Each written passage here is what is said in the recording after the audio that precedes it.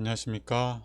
오늘 함께 나눌 말씀은 지난 금요일에 나눴던 말씀과 본문이 이어지는 내용입니다.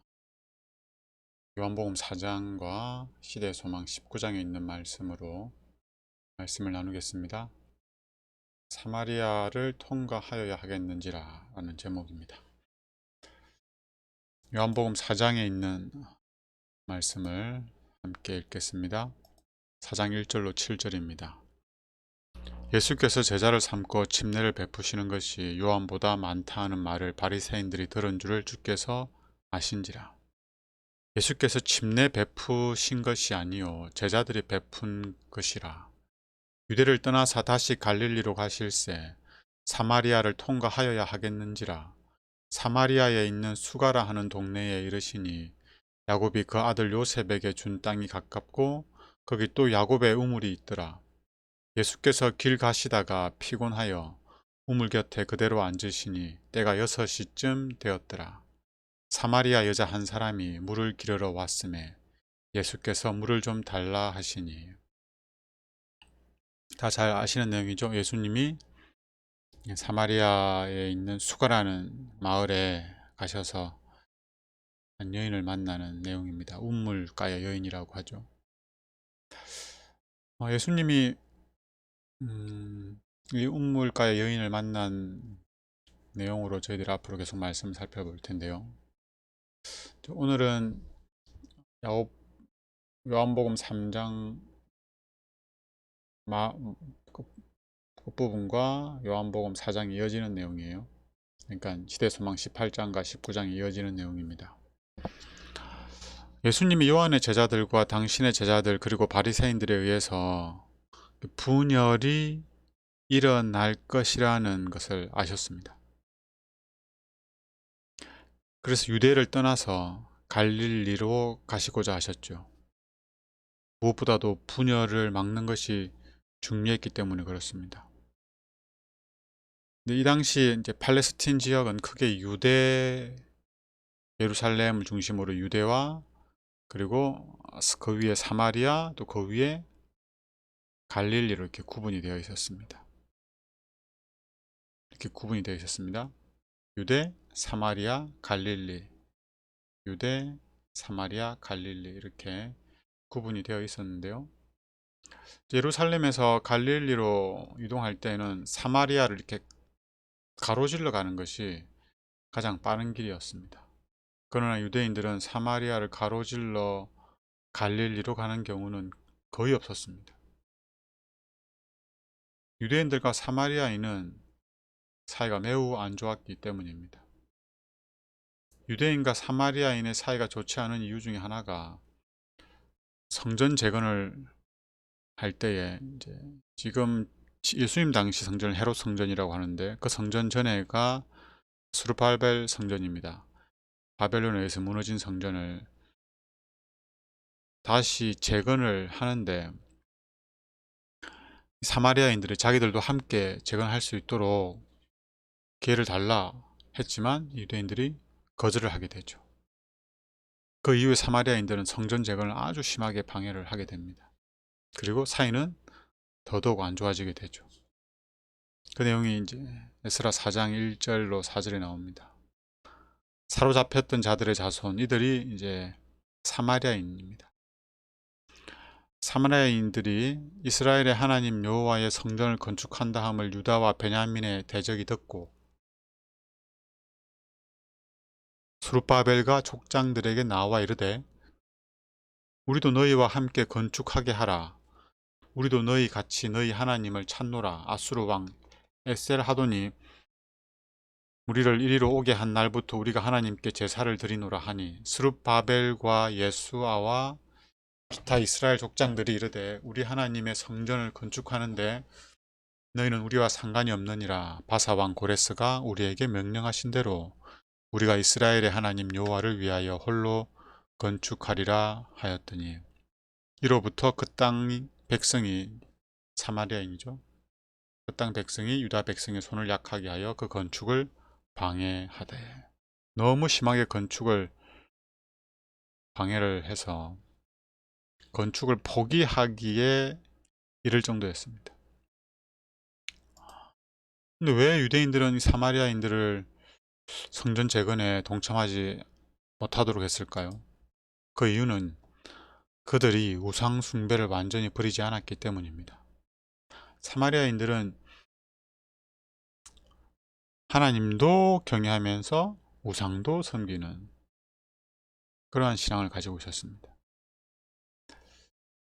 사마리아인들은 예루살렘 성전에서 예배를 못 드리게 되었기 때문에 예루살렘 성전을 대신할 성전을 그리심 산에 건축하게 됩니다. 이렇게 유대인과 사마리아인은 각자의 성전을 가지고 있으면서 예배를 드리게 되죠. 그래서 사마리아인과 유대인들 사이에는 항상 예배 논쟁이 있어 왔습니다. 어디서 드리는 예배가 참된 예배인가 라는 거죠. 이 질문을 사마리아 수가라는 마을에 있는 그 우물가 여인이 예수님에게 하죠. 우리 조상들은 사마리아인들은 이 산에서 예배했는데 당신들의 말은 예배할 곳이 예루살렘에 있다 하더이다. 이렇게 질문을 합니다. 굉장히 중요한 사안이었습니다. 이것이. 사마리아 위에 갈릴리 지역에 사는 사람들은 예배할 때 어디로 가야 됩니까? 사마리아 거리심산에 있는 성전에 가면 가까운데 거기를 안 가고 예루살렘 성전까지 가죠. 근데 갈 때 어떻게 갔어요? 뺑 돌아 갑니다. 만약에 그 바쁜데 혹은 다리도 아픈데 사마리아로 지나서 예루살렘으로 가야겠다. 그러면 사마리아인들은 자기들의 마을을 통과하지 못하게 막았습니다. 이 내용이 예수님에게도 그대로 경험이 되죠. 예수께서 승천하실 기약이 차감해 예루살렘을 향하여 올라가기로 굳게 결심하시고 이제 갈릴리에서 예루살렘으로 가시는 거예요. 사자들을 앞서 보내심에 그들이 가서 예수를 위하여 준비하려고 이제 6월절 만찬을 준비하러 가는 겁니다. 사마리아인의 한 마을에 들어갔더니 예수께서 예루살렘을 향하여 가시기 때문에 그들이 받아들이지 아니하는지라. 예수님이 예루살렘에 가신다는 것을 알고 사마리아인들이 자신들의 마을을 지나가지 못하게 한 겁니다. 예수님이 사마리아를 가로질러 예루살렘으로 가신다는 것은 다른 이유가 아니에요. 유대인들이 갈릴리 지역에 사는 유대인들이 예루살렘에 갈 이유는 뭐 유월절과 같은 절기를 지켜 예배를 드리기 위해서 말고는 거의 없었습니다. 근데 예수님이 사마리아를 가로질러 예루살렘으로 가신다는 것은 예배를 위한 것이었고 사마리아인들이 드리던 예배를 자연스럽게 무시하는 행위가 되는 거죠. 사마리아인들이 그렇게 여겼습니다. 그래서 사마리아인들은 예수님이 예루살렘으로 가신다는 사실을 알고 굉장히 기분이 나쁜 거죠. 자기들을 일부러 무시하거나 화나게 하려고 한 건 아니지만 그 행위 자체가 그들을 언짢게 만든 거예요. 그래서 예수님을 막아선 거죠. 이처럼 사마리아인과 유대인들은 사이가 안 좋았습니다. 서로 친절을 베풀거나 호의를 베푸는 일은 전혀 없었습니다. 도움은 주지도 않고 받지도 않았어요. 단 예외의 경우가 있는데 그것은 상거래, 물건을 사고 팔고 할 때만 그들이 교제하는 게 하게 됐습니다. 그 외에는 상종을 하지 않았습니다. 이러한 모습을 사마리아의 수가라는 마을에 우물을 들어 나온 여인이, 우물가 여인이 예수님에게 한 말을 통해서 알 수 있습니다. 여인이 뭐라고 그랬어요? 사마리아 여자가 가로되 당신은 유대인으로서 어찌 사마리아 여자 나에게 물을 달라 하나이까? 이는 유대인이 사마리아인과 상종하지 아니함이라. 유대인과 사마리아인은 상종하지 않았습니다. 예수님 유대인이었잖아요. 그 유대인인 사마리아인 여자에게 그것도 도와달라고 요청하는 거예요. 이건 있을 수가 없는 일이거든요. 그래서 여인이 예수님한테 되물은 거죠. 유대인들은 사마리아인과 이렇게 관계가 안 좋았기 때문에 항상 먼 길을 돌아서 갈릴리에서 예루살렘으로, 예루살렘에서 갈릴리로 갔습니다.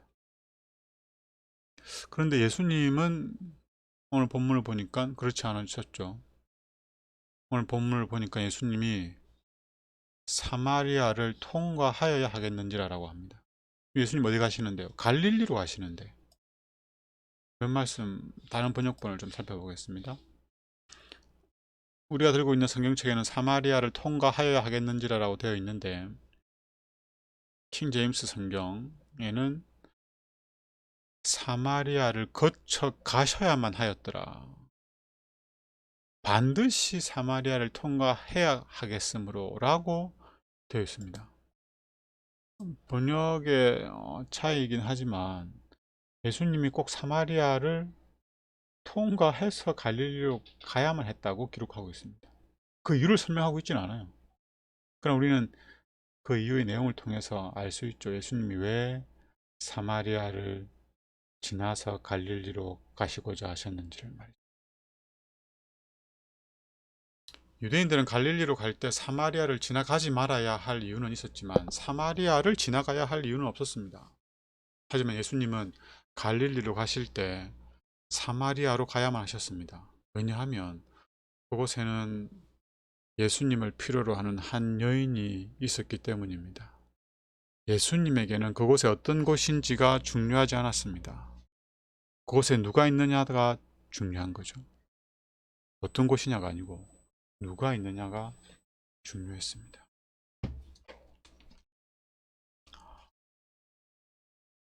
여인이 누굽니까?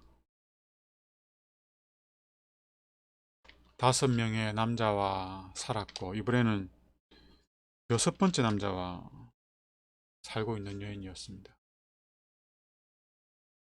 자신의 이러한 현실을 아마 부정하고 싶었는지도 모르겠습니다. 그래서 숨어 지내고 싶었을 것입니다. 이 세상에 여인이 무슨 낙이 있겠습니까? 아무런 희망도 없었어요. 당시 모든 여성이 그랬지만 남성에게 의지하여 남자에 의지해야만 살아갈 수 있는 그 무능력하고 무기력한 여인이었습니다.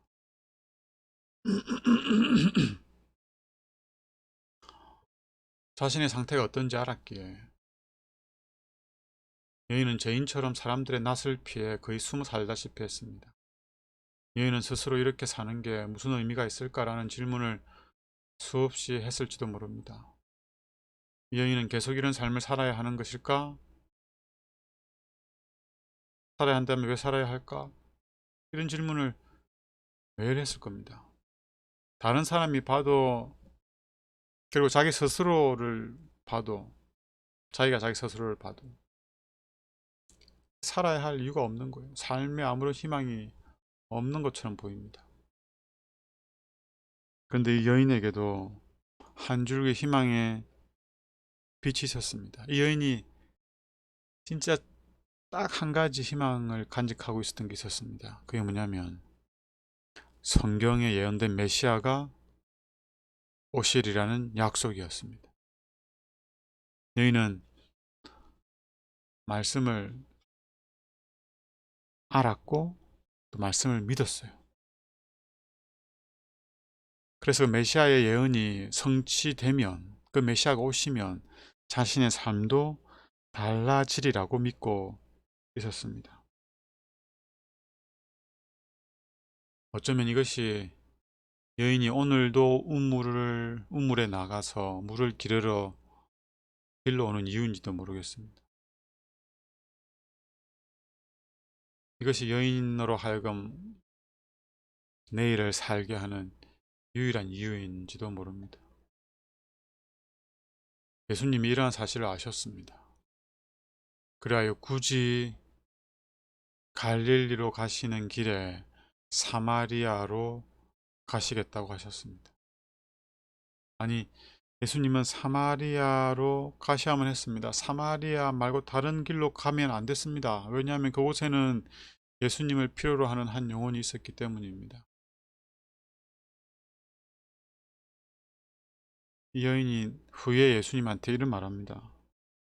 여자가 가로되 메시아 곧 그리스도라 하는 이가 오실 줄을 내가 아노니 그가 오시면 모든 것을 우리에게 고하시리이다 라고 하는 그 메시아에 대한, 그리스도에 대한 믿음이 있었던 여인입니다. 그래서 예수님이 이 여인을 찾아간 거죠. 오늘 이 진리를 좀 말씀을 드리고 싶습니다. 예수님은 우리의 모든 사정을 다 아십니다. 우리의 모든 필요를 아시고 우리의 모든 문제를 아시죠. 우리 상황이 힘들고 어렵더라도 내가 나를 봐도 제대로 살고 있지 못한 것처럼 느껴질지라도, 내가 이렇게 신앙을 해도 되는가라는 죄책감이 들지라도, 내가 내 곁에 있는 사람들에게 잘해주지 못한다는 그 좌절감이 들더라도 우리는 물을 기르러 가는 일을 멈추면 안 됩니다. 사람들의 눈을 피해서 가장 뜨거운 정오의 물을 기르러 가는 한이 있더라도 우리는 삶에 끌어놓아서는 안 됩니다. 삶의 의지를 내려놓아서는 안 됩니다. 왜냐하면 우리의 모든 것을 아시는 예수님이 계시기 때문입니다. 그래서 우리는 오늘도 물을 기르러 나가야 됩니다. 그러면 예수님이 찾아오실 것입니다. 이 여인이 물을 기르러 나가는 그 시간에 맞춰서 예수님이 찾아오셨듯이 말이죠. 그럼 우리도 예수님을 만나게 될 겁니다. 이 여인이 우물가에서 예수님을 만났던 것처럼 말이죠. 특별한 경험 속에서가 아니라 매일 반복되는 일상 속에서 나를 찾아오시는 예수님을 만나게 될 겁니다. 그 일상이 어떤 일상입니까? 그렇게 기쁘고 혹은 나는 괜찮은 사람이다라고 생각하게 만드는 그런 삶이 아니에요. 실망과 좌절과 자책과 후회로 물든 그 날들을 매일매일 살아가는데, 그러한 중에 예수님이 찾아오시는 겁니다. 날은 덥고 집을 나서기는 부끄럽고 다른 사람을 만날까 봐 두렵고 오늘을 살아가야 할 이유보다 살지 말아야 할 이유가 더 많은 것처럼 느껴지는 때에도 우리는 이 여인처럼 살아야 합니다. 물을 기르러 가야 돼요.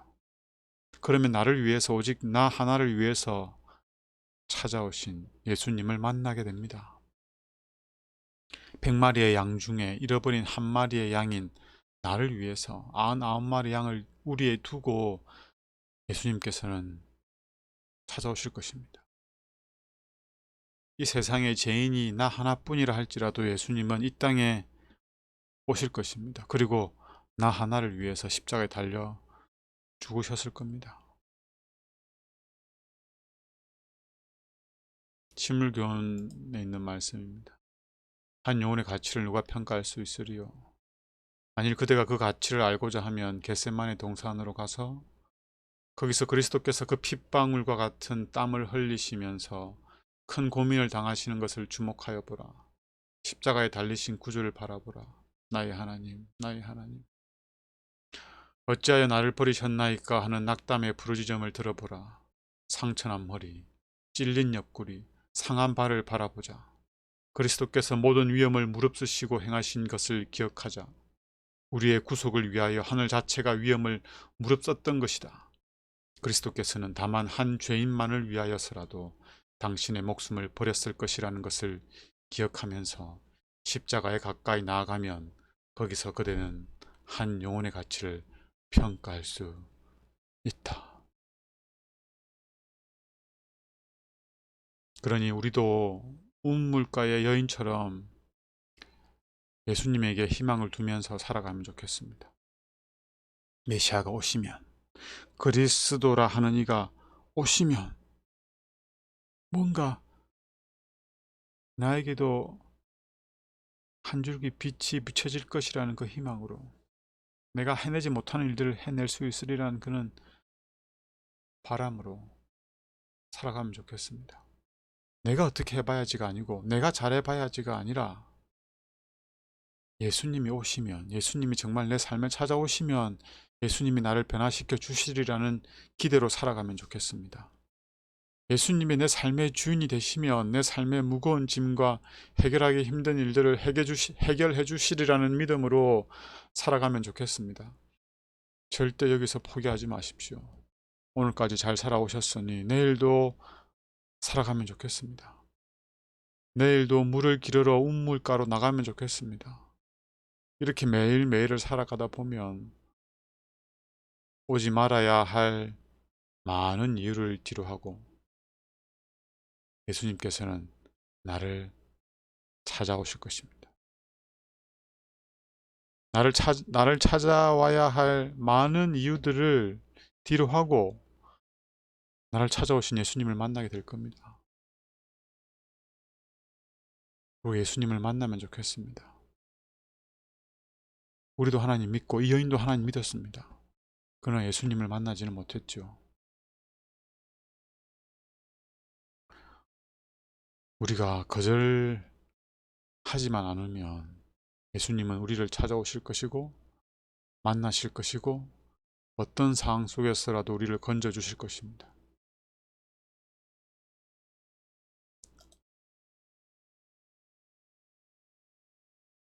그분은 우리의 죄악 때문에 우리를 포기하지는 않으신다. 우리는 잘못을 범하고 그분의 영을 슬프게 해드릴지도 모른다. 그러나 우리가 회개하고 통회하는 심령으로 그분께 나오면 그분은 우리를 거절하지 않으실 것이다. 걱정하지 마십시오. 회개도 예수님이 하게 해주실 겁니다. 누가복음 15장에는 이런 양의 비유, 이런 언전의 비유, 이런 아들의 비유가 나옵니다. 조금 다르지만 동일한 의미를 가진 비유가 세 개가 연이어 나오는 것은 뭔가를 강조하고 싶은 거죠. 이 비유를 통해서 전하고자 하는 진리와 약속이 반복해서 들려졌으면 하는 겁니다. 그리고 이 세 비유를 통해서 하시는 그 약속이 분명히 성취되리라는 것을 알려주고 싶은 것이겠죠. 이런 양, 이런 언전, 이런 아들의 비유에서 우리는 각기 다른 교훈을 찾을 수 있을 것입니다. 그러나 공통된 사실은 잃어버린 것을, 잃은 것을 되찾았다는 겁니다. 그게 이런 양이든 이런 언전이든 이런 아들이든 되찾았다는 겁니다. 예수님은 우리를 되찾으실 것입니다.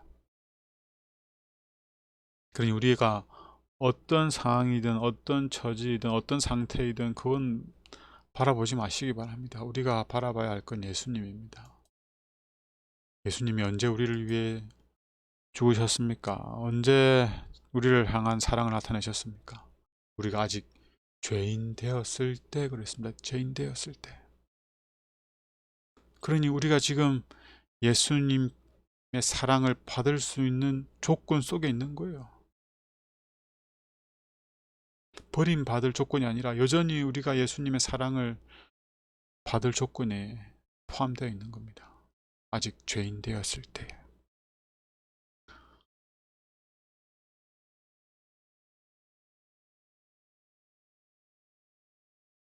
화이트 속에 있는 말씀을 좀 보겠습니다. 그분께서는 우리가 당연히 받아야 할 죄값을 따라 우리를 취급하지 않으신다. 비록 우리의 죄는 정죄받기에 합당하지만은 그분께서는 우리를 정죄하지 않으신다. 그분께서는 우리의 연약함과 무지, 우리의 냉담과 고집을 여러 해 동안 참으셨다. 우리가 방황하고 심령이 완악하고 하나님의 말씀을 멸시하고 있을지라도 그분의 팔은 여전히 우리를 향하여 뻗쳐 있다. 은혜는 은혜 받기에 합당치 못한 인간에게 나타내신 하나님의 태도이다. 우리가 은혜를 찾는 것이 아니고 은혜가 우리를 찾아온다. 우리가 은혜를 받을 가치가 있기 때문이 아니라 전혀 가치가 없기 때문에 하나님께서는 당신의 은혜를 우리에게 주시기를 기뻐하신다. 우리가 하나님의 자비를 간구하는 유일의 이유는 우리에게 그 자비가 크게 필요하기 때문이다. 우리에게 예수님 찾아오시는 이유는 예수님이 우리에게 필요하기 때문입니다. 각 영혼은 죄로 말미암아 아무리 타락하였을지라도 하나님의 눈에 가치 있게 여겨진다. 남편 5과 살았지만 이번에 또 다른 남자와 살고 있는 여인과 같은 상태에 있을지라도 말입니다. 예수님은 당신을 필요로 하는 영혼을 찾아가십니다. 그것이 사마리아라 할지라도, 가지 말아야 할 이유가 있는 곳이라 할지라도 예수님은 찾아오십니다. 예수님은 이 땅에 오시면 당신의 백성이라고 공언하는 자들에 의해서 거절당하시고 조롱당하시고 배반당하시고 십자가에 못 박힐 걸 아셨지만 그럼에도 불구하고 오셨습니다. 아니, 오셔야만 했습니다. 왜냐하면 그곳에는 예수님을 필요로 하는 죄인이 있었기 때문입니다. 예수님은 지구에 온 게 아닙니다. 죄인을 찾아오신 거예요. 예수님은 이스라엘이 아니라 잃어버린 자를 찾아오신 겁니다. 예수님은 사마리아가 아니라 예수님을 기다리던 한 여인을 찾아오신 것입니다. 저는 예수님은 특정 지역, 특정 장소가 아니에요. 우리를 찾아오신 것입니다. 나를 찾아오신 겁니다. 혹 우리가 베드로처럼 예수님을 부인한다 할지라도, 유다처럼 예수님을 팔아넘긴다 할지라도 예수님은 다시 찾아오실 것입니다.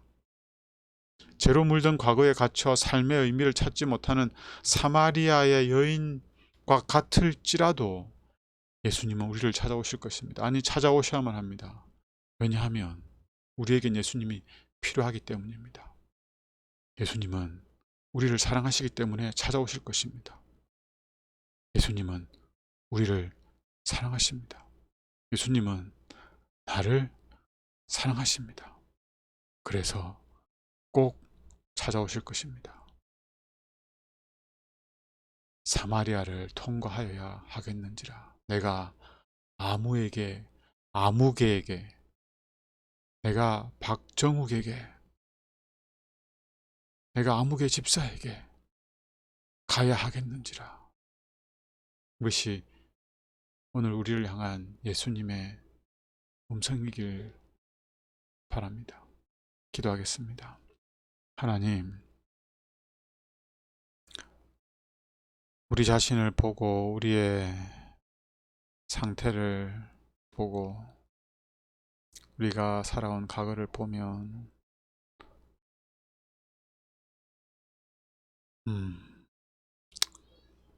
후회스럽고 혹은 죄책감이 들고 낙담되고 앞으로도 이렇게 살아야 되나 라는 생각이 들 때가 있습니다. 그럴 때라도 우리가 예수님을 바라고 원하고 기다릴 수 있는 믿음을 갖도록 하여 주시옵소서.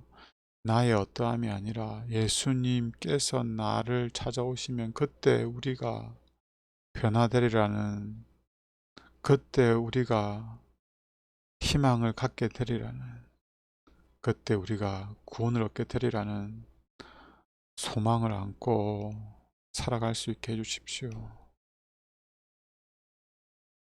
우리로서는 할 수 없는 그 일들을 예수님이 하실 수 있다는 사실을 기억하게 하시고 예수님을 만나기를 간절히 바라는 마음으로, 예수님을 우리 마음의 주인으로 모시기를 원하는 마음으로 매일매일의 삶을 살아낼 수 있도록 도와주시옵소서. 그리고 가장 좋은 때에 예수님께서 우리를 찾아오시면 우리 마음을 활짝 열어서 예수님을 영접하고 예수님을 우리 마음의 주인으로 모시고 예수님과 함께 하늘에 거하는 삶을 살 수 있도록 축복하여 주시옵소서. 예수님 이름으로 기도드립니다.